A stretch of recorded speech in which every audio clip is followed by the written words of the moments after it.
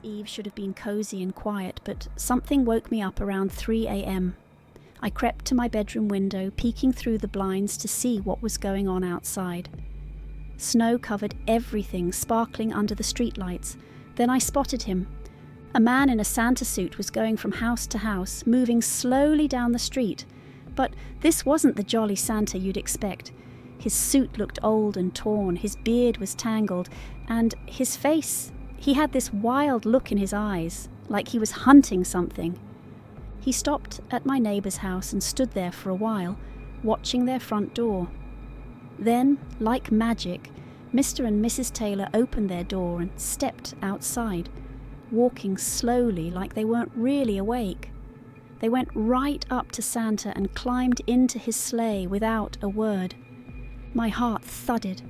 The sleigh looked even worse than he did, old cracked wood and broken parts sticking out, and it was filled with strange bulging sacks and weird gifts. But what was even stranger were the elves helping him. They were barely dressed, shivering in the cold, their eyes wide with fear. They moved quickly, glancing at Santa like they were afraid of him. At one house, 2 elves pulled on the door, but no one came out. Santa turned, his face twisted with anger. He lunged at the elves, sinking his teeth into one's neck. I gasped as he bit down, blood dripping onto the snow. The other elves didn't dare move. Then 2 elves, smaller than the others, stumbled over to my front yard, looking desperate. They were crying, whispering to each other. One spotted me at the window, and I felt a pang of pity. I thought they were just wanting to get away from Santa's tyranny.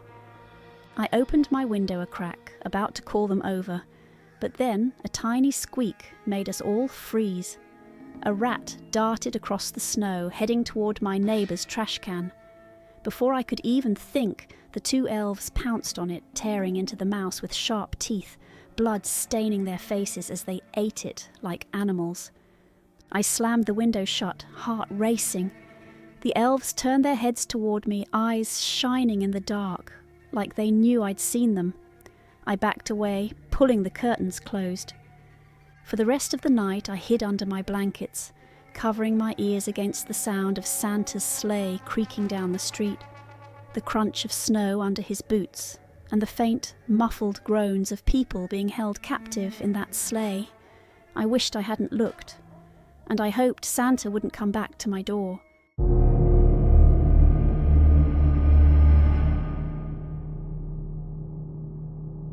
It was Christmas Eve, and Danny and I were at a party in this little town. We'd been invited by this girl, Lila, who I didn't know well. She had invited us after meeting Danny just once, which felt a bit strange, but Danny said she seemed nice enough. I didn't like how close and friendly she always was trying to get with my boyfriend Danny. But I figured it didn't matter that much. I know I'm the only woman for Danny, and some skank wasn't going to come between us. The party was packed. Lights twinkled everywhere, and there were people laughing, drinking, and having a great time. But there was something off. Everywhere we went, people kept saying the same thing. Don't say his name, don't say his name.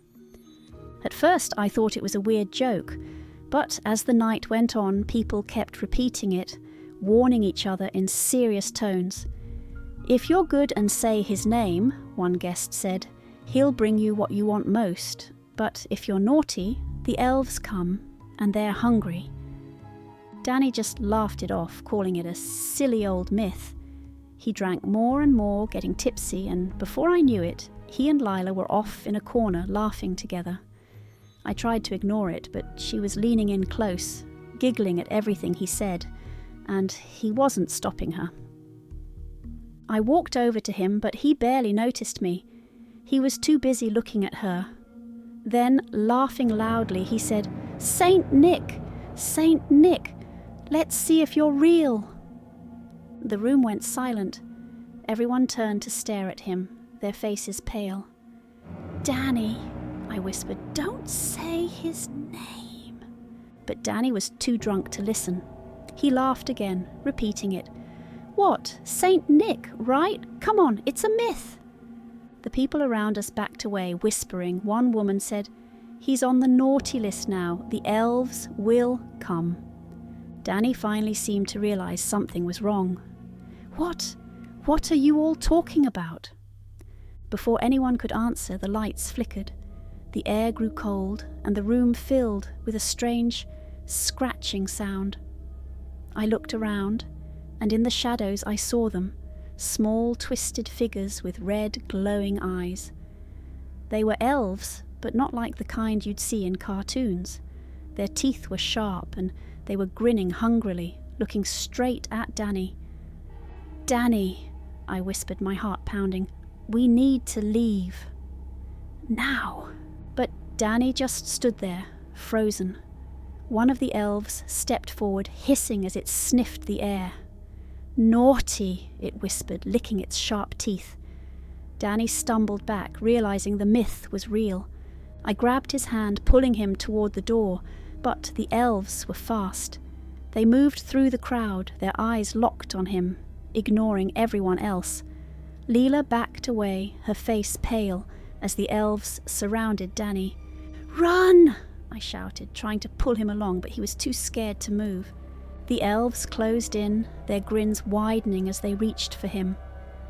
I couldn't do anything. I was helpless, watching in horror as they surrounded him, hissing and laughing. The last thing I heard as I ran out of the party was Danny's scream echoing into the cold night, and I knew from that night on I would never say his name again.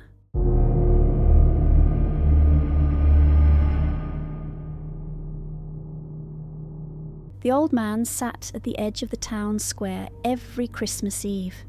People whispered about him, calling him crazy, muttering that he had lost his mind over the years. But I had always found his stories strange, not just the ramblings of an old man.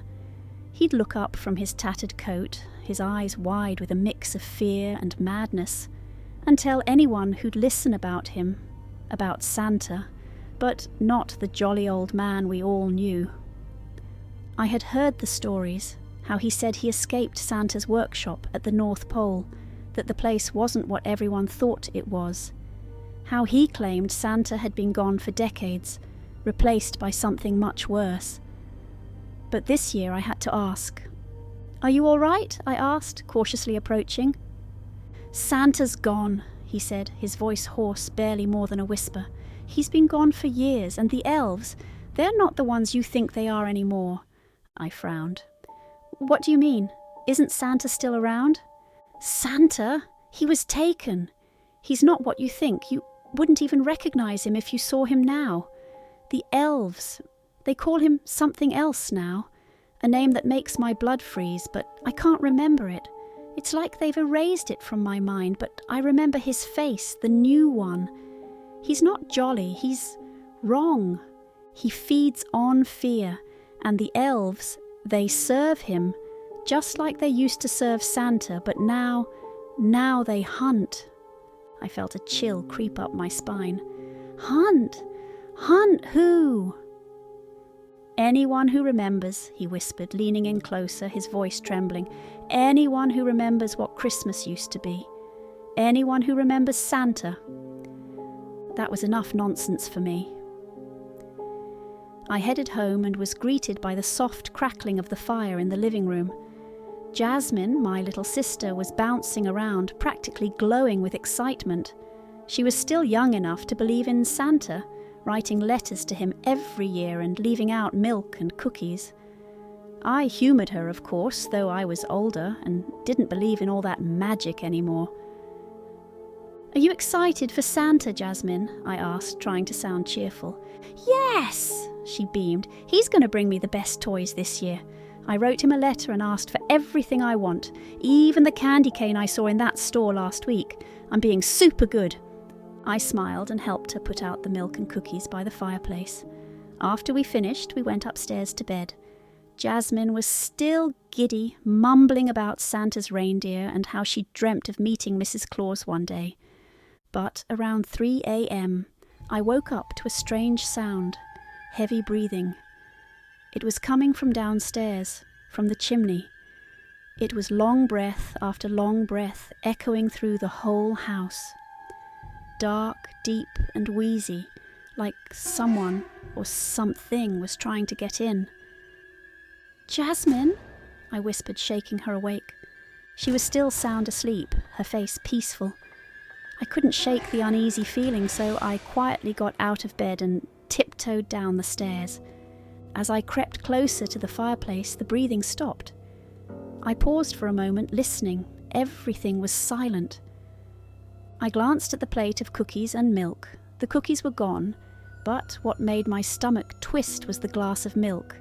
It was only half full, and there was a strange, sticky substance clinging to the rim of the glass. My breath caught in my throat as I bent closer. It wasn't just milk. It looked wrong, like goo. I turned around to check on Jasmine, but she was still upstairs, blissfully unaware. I felt a knot in my stomach. Suddenly I heard Jasmine's voice from upstairs calling out happily, "Santa came! Santa really came!" I rushed up to find her jumping around with excitement, her face glowing. "Santa left me candy!" she exclaimed. "And look, he even ate the cookies! He's real, Di! I knew it!" But my stomach churned when I saw what she was holding. Candies I had never seen before. They were wrapped in odd shiny paper covered in that same gooey substance. The more I looked at them, the more uneasy I felt. "Jasmine, where did you get those?" I asked, trying to sound calm. She looked at me, confused. "Santa gave them to me. He must have left them in the stockings." I turned around, my heart racing, the stockings hanging by the fireplace. They were covered in the same gooey mess. I reached for one and pulled it down, shaking it out. Inside was more of that strange candy, and the goo was on the inside of the stocking too. My hands trembled as I tossed them all in the trash. Then I saw something that made my blood run cold. Under the tree there was a present. It wasn't wrapped like the others. The paper was dark and strange, almost as if it had been torn from something. I reached down to grab it, but as soon as I did, I saw a note attached to it. I hesitated before reading it aloud. It said, "Finish the rest of that milk for me if we're really friends, Jasmine." I froze, my breath catching in my throat. Jasmine looked at me, excited to see what was in the gift. I quickly grabbed the half-empty glass of milk and poured it out, trying to ignore the sick feeling in my stomach. My mind raced, trying to understand what was happening, but the words of the town's crazy old man came back to me. He said Santa hadn't been around for decades. He said there was a new one, a tyrant, and that the elves weren't calling him Saint Nick anymore. But he couldn't quite remember the name. I never believed him. I thought he was just a lunatic. But now I wasn't so sure. Before I could say anything to Jasmine, I noticed another note on the present. I held it up and read aloud, my voice trembling. "I won't let anyone get in between us, Jasmine. From your dear friend, Krampus." I gasped, my heart pounding. Krampus? The figure from the old stories? The one who punished bad children? I opened the present, my hands shaking uncontrollably. Inside was something that made me want to scream. It was a head. The head of the crazy old man from town, the one who had warned us. His eyes were wide open, frozen in terror. His mouth was agape in a silent scream, and the gooey substance was leaking out from his neck, pooling around the base of his head. Jasmine, still holding the candy, was giggling. "Santa's friend Krampus gave me a present, Di. This is the best Christmas ever." I couldn't speak. I couldn't move. My whole body went numb as the sickening reality sank in. This wasn't a myth. This wasn't magic. The elves were real, Krampus was real, and Santa was long gone, forever.